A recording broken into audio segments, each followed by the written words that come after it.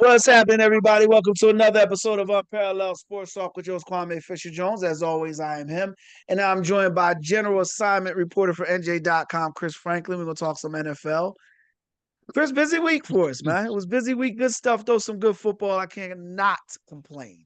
Cannot complain. Let's get you going, though. Let's start with the Eagles. So I, it feels like people were watching this through different lenses. Some people said the Eagles persevered and came back. But for me, for the game that I watched, it was back and forth. I saw the team, bless you. I saw the team in the Packers. I was very impressed. I'll start with the Packers. I was very impressed with Matt LaFleur. I have last season when I watched the Packers, they were a physical running team. It felt like, at least to me. But this year, even with the additions that they made in the offseason, it felt like this year that he was more focused on scheming to get guys open, and he did a tremendous job of it. The Eagles secondary looked poor at times, but I want to give credit to the Packers offense, to Jordan Love, and to Matt LaFleur. And I don't think the Eagles secondary is that bad. With that being said, I was very impressed with the Eagles sans the Jalen Hurts brain farts, but I love the way they ran the ball. I love the game that Kellen Moore called. I loved his aggressiveness. We'll get into that a little later. Time will tell us if Green Bay is a good football team, even with the injury. I'm actually going to pick against them this week. But just overall, what were your impressions on both sides? With the Pack, first start with the Packers and then with the Eagles. Well, I look at the Packers and I saw the way that it's a bunch of what ifs. And you see the vision there for that offense. You see when if Jordan Love, almost called Jordan Davis, I don't want to see him go like quarterback. If I saw Jordan Love, you see where he's throwing the ball, where he's getting into like in the windows. You see the route concepts. You're like, if he hits one half of those, Yeah. they even this game going away. And I look at the way that their their run support they have. The run design as well too. I think Josh Jacobs can be a really good fit there, especially when you know how cold it gets. You get him rolling, he could Yeah. be all right Yeah. there, Yeah. and they Yeah. have that line. So I like what I saw at Green Bay to the point where the only thing they need to do is just basically to execute. They they had a chance to really take that game early on and take the life out of that whole Mm. entire side. They really took that. And for the Eagles, see, I didn't mind Quinion Mitchell. I thought he did all right for a rookie. He got beat. He did get beat looking in the backfield. He should have had that deep coverage. He was looking. He got nosy. You know, he got that little eyes. You're like, really, Yeah. like, oh, is that Candy? Oh, what's that back there? And then, oh, he got me back. All right, he He got me. looked But for green, over, pun intended. He looked very yep, green at times, pun intended. yeah, So yeah, I yeah. agree. And then the teams were going to pick on him because they're like, it was Slay or Mitchell. I thought he held his own for the most part. He held his own. My beef is with the pass rush. I'm looking at Yeah. Bryce Huff, 0% win pass rush win rate according to Pro Football Focus. Sweat was the only one who, in my opinion, had the best game of all the edge rushers, and he was sporadic at times there. Brandon Graham should not be up there as well too. Like he's your second time, but he was up there. He played well. I was like, wait, so Brandon Graham and Josh Sweat, your best pass rushers. What about your $51 million guy you signed? And you look at Huff and him's just not there. So I have concerns in terms of the pass rush defense offensively. I think this team can be eh, prolific, and Mm. it's all it can be prolific if Jalen Hurts cuts those turnovers. If he doesn't throw across his body across the middle of the field and Oh. intercept that ball, if he doesn't, is that trying to force that ball into Devontae Smith early on. I'm just like, and you just think back and rethink those looks. You're just like, man, what were Yeah. you thinking? I know you probably am, but still, what were you thinking, man? If he cleans that up, we're talking about. I hate making hot takes, and I apologize for it. But you're talking about with Saquon and everything else. This might be level of greatest show on turf level type offense, just what all the Yeah. pieces they have and what they can do on there. I agree. And, well, I'll just piggyback off of Hurts. His turnovers, I used this line last, hurts my soul because I believe he's better than that. But it's like sometimes he throws the ball and he's like, oh my God, my spirit is broken. Why would you throw that pass? But with that said, dude, maybe this is just who he is. Maybe the brain fart is just a brain lapse. That's what he's going to be.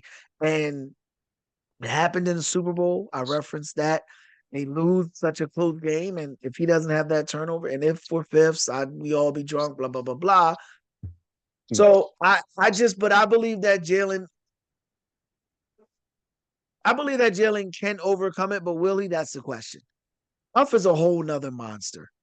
It's just he didn't have a pop off the ball. He didn't have that. And you can't say that because you got to go in that locker room and you got to talk to him. I can say that. He didn't have pop off the ball. He didn't get to the quarterback and miss. He wasn't off sides. He wasn't anticipating. He wasn't hungry. He wasn't aggressive. And maybe that's why Brandon Graham jumped up because this is his last season and he knows every snap matters.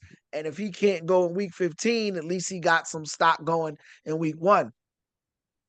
I use the phrase. I talked about Javon Curse, and Javon Curse. It was 7.5 sacks his first season, but you could tell something was off a little bit. But I really liked the DeMarco Murray analogy that I used, or comparison that I used, because first game, first carry, DeMarco Murray through that year with the Cowboys, you saw him run the ball. You say he don't have it anymore. He's a step slow. He doesn't have it. That's what I see with Huff. I don't see that burst. And I hope Vic Fangio is willing to bench people. That's why I think this defense will get better because something we didn't see last season was people benching, the same guys making the same mistakes at the same time in the games, week in, week out. This year, I believe there will be some benchings. There will be some, get this guy out of here. And can't bring back Hassan Reddick. Maybe switch to a 3-4. I don't know, but Huff don't have it. And I feel like, and we're going to talk about some other guys later on in the show that don't have it after week 1. We're willing to jump out and say that. I got some serious, I don't have questions. Huff don't have it. He don't have it. You can just say it. And the thing you got to really watch, and you mentioned the other guys, watch out, a name to watch out for is Jalen Hunt. He showed quickness during training camp. Like at least with Hunt, you saw like, okay, he flashed a couple times. He showed that quickness. He was disruptive in training camp. Huff was just like all right, he's in there here and there, nothing like it taking over a practice, what have you. Hunt was disruptive, so that's a guy to watch. I don't know who you take out. Do you have to sit one of your defensive tackles? And there's an issue how you use him in special teams, like to not waste that roster spot. But he's green, but if you just need somebody to say, hey, almost like I don't want to call him a dog, like anything else like that, but it's almost like you got a puppy where you're like, hey, you know what? Let's play cat. You see that thing over there? You see that thing in red? Yeah, Yeah. go get it. I'm probably like that for it. Almost want something Maybe like you that. make some adjustments in the line. You got to do something, Chris, because Huff don't have it, man. It's obvious. Speaking of don't have it, I watched the domination in the debacle on Monday night. I watched the 49ers dominate the New York Jets, and I watched the Jets debacle. And before I give you, I just got to say, you talk about hot takes. I got to rant, and I got to get it off my chest. We ran Russell Wilson out of town for what we're witnessing with Aaron Rodgers. We ran other quarterbacks. Deshaun Watson is being questioned in Cleveland, rightfully so, for what we're seeing Aaron Rodgers duplicated quarterback. Now, granted, the Jets defense was abysmal, and they looked like a team that wasn't interested at times. You know what they look like? They look like a team that all mini camp, all preseason, all they talked about was one dude taking trips to Egypt. They look like a team that was all over the place. They look like a team that wasn't connected. They look like a team with a guy at quarterback who's 40 years old who is playing off of a name at this point. Aaron Rodgers just doesn't have that anymore. And I don't know how to qualify, but when you watch Aaron Rodgers play, they had one great drive, whole game, one great drive, right? And, you can throw that out there and say that was a great drive. I think that's the ordinary, that's the extraordinary that we're not going to see anymore. I think that's the extraordinary that interrupts the ordinary that's been keeping Aaron Rodgers going. What say you? See, I look at it, I think it was twofold. I look at a defense that could not stop anybody. And so he thought he had to play hero ball. The difference is he's not the young Superman that we saw. He's Kingdom Come Superman, the one with the gray hair that's trying to do everything. He can't do that as much. He's not as mobile as well, too. It's 40.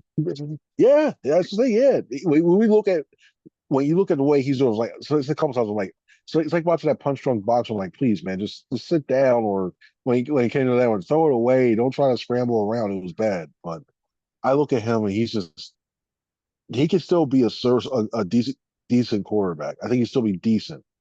But they need to find a way to protect him better. B, they need to continue to find ways to get the ball more into Garrett Wilson's hands because he obviously saw that. Because I look at the way his supporting cast, besides we saw Garrett Wilson, good luck. I think he can be decent. Is he on with Pro Bowl? No, but decent enough to get them in the conversation of a wild card. They ain't winning a wild card, in the conversation of a wild card at least. Here's my issue with that. He's not being paid to be decent. He's not being paid to be ordinary. And he doesn't behave like a guy that's just decent. He doesn't behave like a guy that's just ordinary. And he's sucking the air out of that team. Robert Saleh still the book is, and if you don't know if a guy can coach at this point, he can't coach. Let's just call it out there. If you're still questioning guys at this point, when you've got enough film, you got enough bodies of work, But the bigger issue I have is they've hitched their wagon to this 40-year-old horse, and the horse ain't got the giddy up anymore. And you said it's decent. Okay. I'm telling you he's ordinary. Okay. But we know what neither one of us are saying. He can get it back. Yeah. He can get it back. I think we both know it's left. It went that way. And now we're sitting watching an Aaron Rodgers. They're still talking about championships. Dude, gag me with a spoon. Like, come on, man. Where? Where do you see a championship team? The 49ers scored on 8 straight possessions, and you're arguing with Hassan Reddick. I'm going to repeat that. I'm going to say it with a different hand. The 49ers scored on 8 straight possessions, and you're arguing with your prized defensive acquisition about money. I think he won. Call me crazy, Chris, but I think Hassan Reddick won. You need to sign the man. But he had 4 straight seasons of 10 sacks.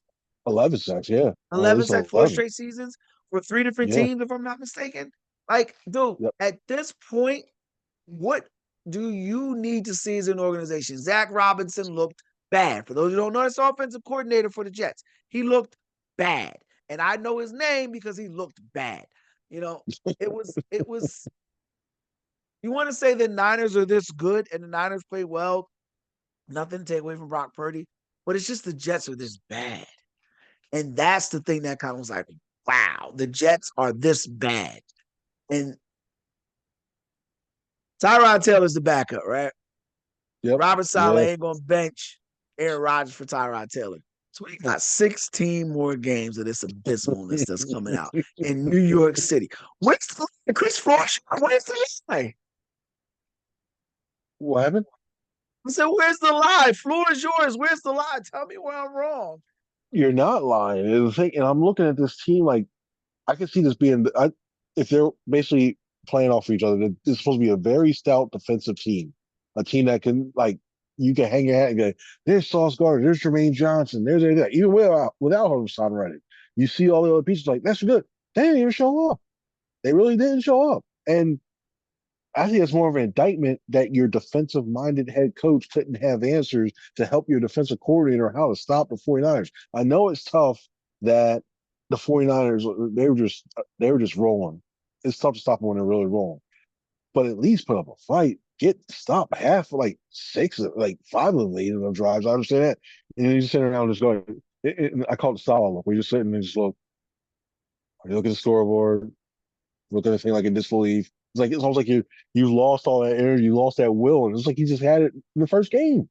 Yeah. So, nah, they won't look as bad. I'll put it this way: the defense won't look as bad as they look. The offense won't look as bad, but I don't think it'll be as much where you think like, wow, it's night and day, 180-degree turnaround. But One more game for you. Speaking of looking bad, quarterbacks past their prime, coming back from Achilles. How worried should the Atlanta Falcons fan base and organization be about Kirk Cousins? Before you answer that, 155 yards, 1 TD, 2 interceptions. But here's the thing that to me stands out. Bijan Robinson had less than 4 yards per carry, 18 for 68. So that means Pittsburgh was loading the box and daring you to throw the ball. What say you? that was the issue for me. That was the issue I had. I think it's the offensive line. They couldn't block anybody. And there's a Okay. little other caveat. There's another little caveat that they had too. All the throws were to the middle of the field. Well, yeah, I think they only completed, I believe, 2 passes to the outside to their wide receivers. So when you look at that, I'm thinking like, wait a minute. you have Drake London, Kyle Pitts, God bless him. He finally thought he had a quarterback, and now he's got to deal with this again. So you have those two guys. Like, hey, Bijan Robinson, you can't find a way to get him open. You just look at across the board. Not all of that was Kirk's fault. I think Kirk was seeing ghosts. Kirk was trying to just get the ball out. He was like, "Not today. My Achilles. I ain't going through another Achilles thing." That's just again. So You seeing ghosts in week 1, huh? I think he was seeing a lot of them. He saw Casper, he saw Beetlejuice, he saw all of them coming out. Like, hey, Kirk, what's going on? Your NFL career looks going to look like us pretty soon. I think he saw a lot of them. So I looked at that and I think that offensive line play was atrocious. It Yeah. really was atrocious.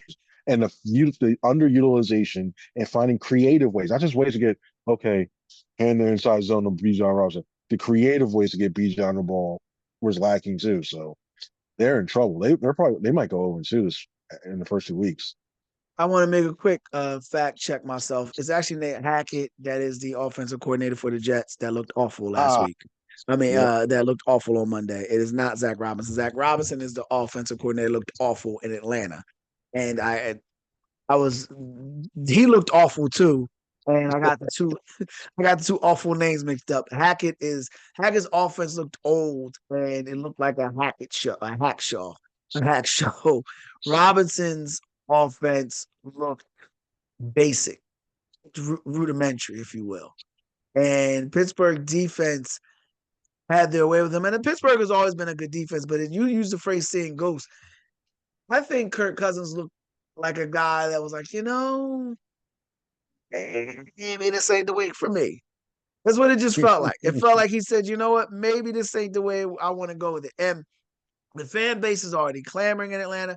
I do a gambling show, and I said I didn't think the Falcons would win 9 games, 9 to 10 games. I just felt like they wouldn't win 9 to 10 games. And I went into the reason, whatever, and I said they'll win closer to 7, 8. And I got blasted by Atlanta Falcons. They all, oh, what are you talking about? And I actually said this game could go either way. But I didn't include this in one of those losses.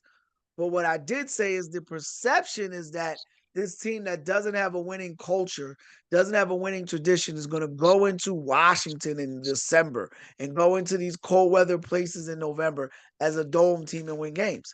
It ain't happening. After watching that performance in week 1, they should be very concerned in Atlanta because here's why. Derek Carr looked good. They look great. They didn't look like monsters, but they look good.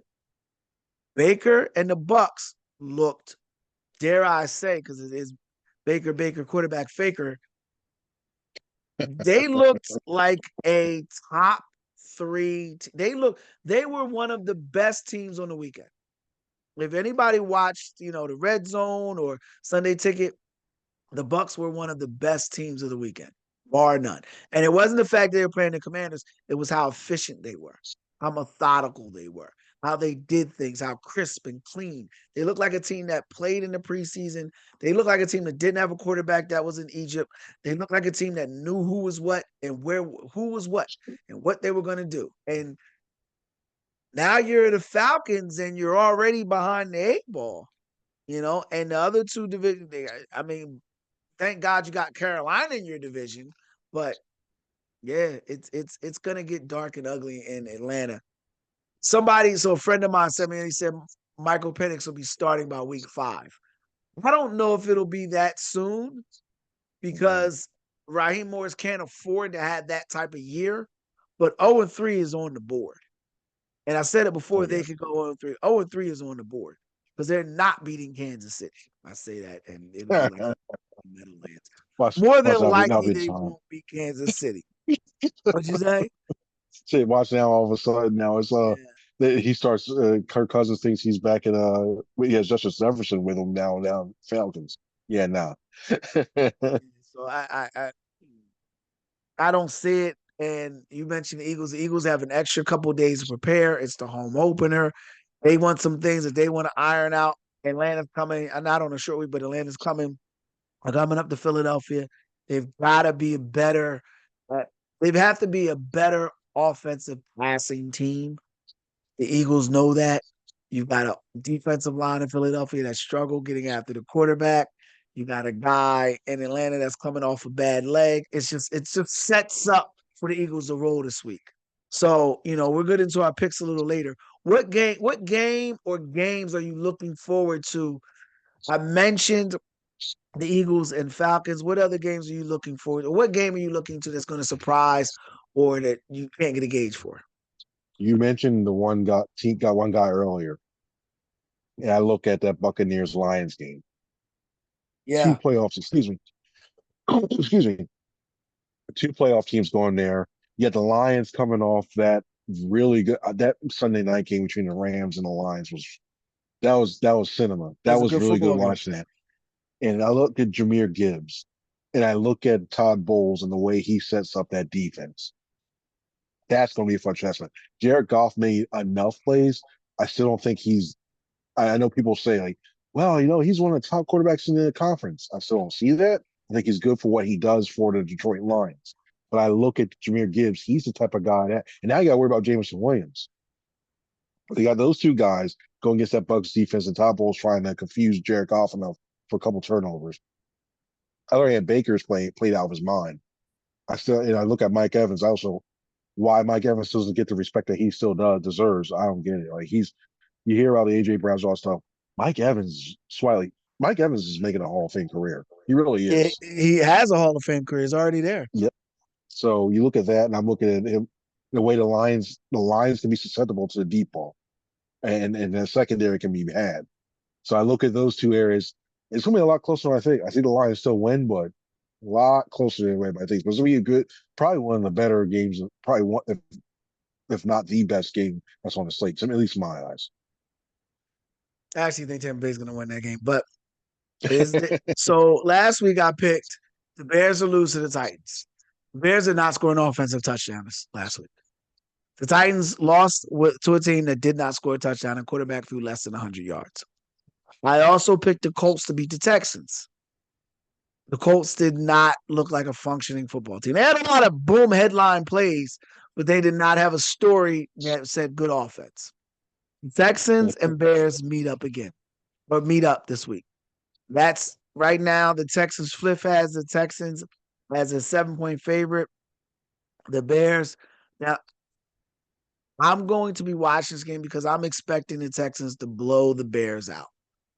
I'm expecting a 20-point, 20 plus win, and Caleb to have another rough game, and this time not be assisted by special team. What was it? An interception for a touchdown, a block kick, block Hot punt for take. it. Like, cheese and crackers. And I'm watching the game like, and then Will Levis has got to make a play. Once he knew Will Levis had to make a play, I turned it off. I just turned it off. But Tony Pollard ran the ball well. But anyway, I digress. That's the game I'm going to be watching because I wonder if Caleb Williams is as good as advertised, and not saying he won't be a great quarterback, but the premise of the notion that he wasn't going to struggle as a rookie was like, okay. Yeah. Everybody else did, but him special, I don't know. And we saw that against the Titans, they're not barber. I mean, the Titans are an okay football team, but they're not going to do anything special. So for him to struggle against them, now he's going to go on the road to Houston against D'Amico Ryans in that defense. And, they're rolling offensively. Houston was rolling offense. Like they were, I hate to say it again, but they were rolling offensively. And they look like a team that's definitely on the rise. So quickly, I'm going to get you out on this. Give me your picks for the week. All right, I have written down here. Oh, just so everybody knows, Chris and I are combined 0-6.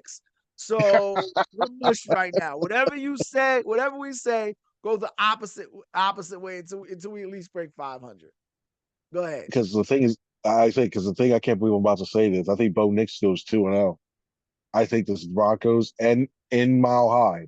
If it was in Pittsburgh now, but in Mile High, it's something about that dink and dunk, that safe thing. Yeah, I'm going Bo Nix going 2-0 on that one. The other one, I think and who would have say the Broncos would be 2-0 and the Bengals being 0-2. I know that's a layup. I need to get at least something to get that confidence going. You know how they say you start the drives off, with the easy percentage pass play where you Yeah. dunk it off to the running back and go that way too.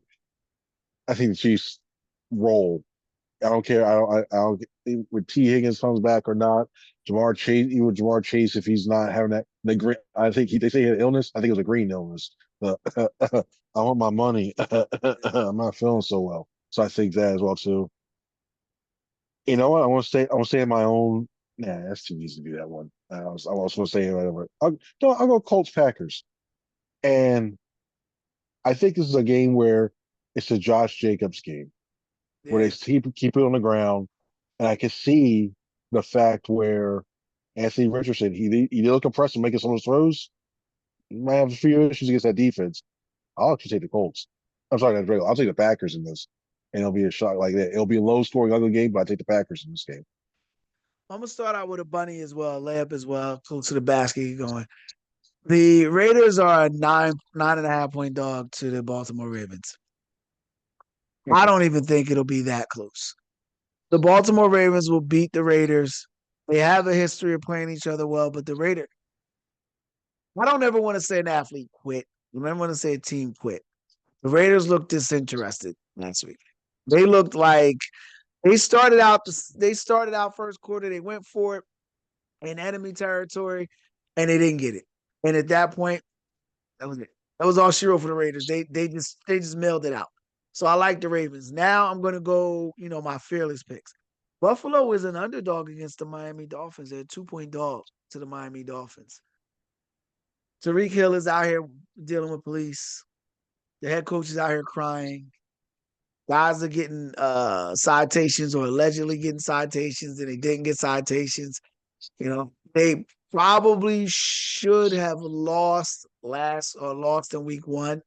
I don't want to use the phrase should have, but I think that game was close enough. It could have gone the other way. I'm actually going, and conversely, I'm gonna give Josh Allen his propers. He looked good. He looked good against Arizona. Buffalo's defense did not look good against Arizona. But Josh Allen looked like a top tier playmaker in this league. I like Buffalo over Miami.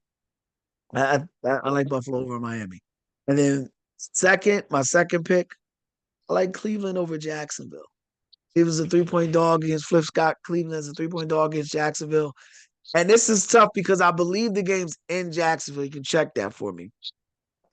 But it's still early enough in the summer where that the climate's not going to make that much of a difference. But I feel like Deshaun Watson and Kevin Stefanski are playing for their season. They lose this game, they could lose players this early week two. And Deshaun Watson, on the other hand, just got hit with another sexual assault. So yeah, there's that. Just got hit with another lawsuit. Yeah, stemming from I didn't even know 2020. that. Yeah, Oh, 5 years ago, he's being sued for something he did 5 years ago. I don't know the logistics of it, and I don't care about the logistics of it. If ever you need motivation to get yourself together, you about to kick out another $30 million to somebody. As T.I. once said, motivation.